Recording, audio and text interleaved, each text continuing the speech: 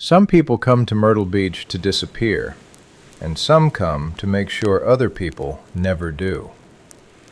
My great-great-grandparents met a man who didn't belong here, and by the time they realized why, it was already too late. When Maggie and Calvin Gray arrived, Myrtle Beach was still being invented. A railroad line, a growing seaside inn, a shoreline that pulled strangers in and didn't always let them leave the same. Maggie took work in the kitchen at the seaside inn.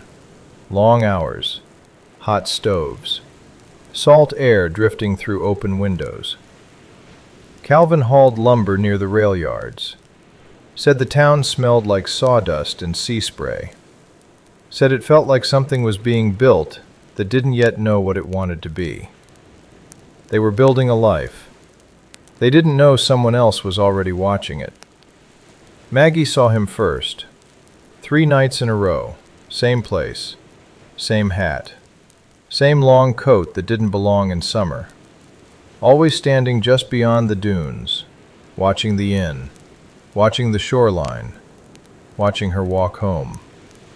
Calvin said it was probably a surveyor, or a writer, or just another drifter chasing the ocean.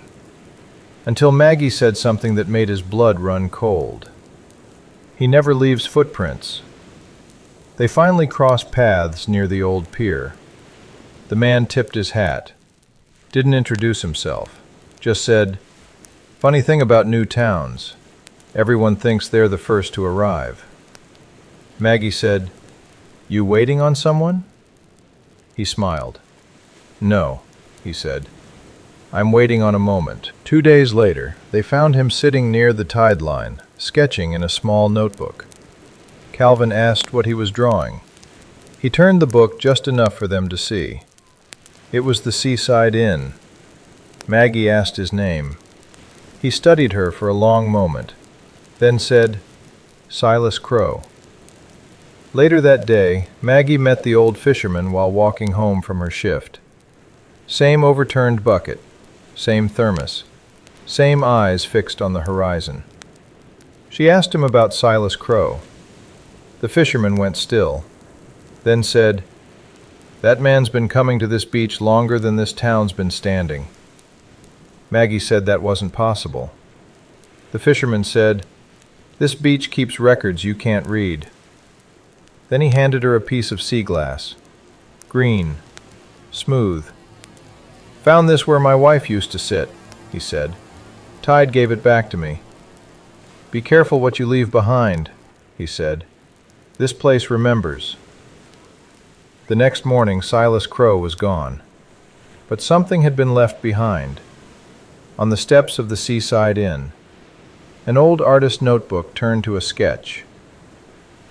A sketch of Maggie and Calvin walking the shoreline, and written beneath it in careful ink, "Some stories begin the moment you think no one is watching." My family kept that page, folded inside Maggie's Bible, passed down like a warning, or a promise, maybe both.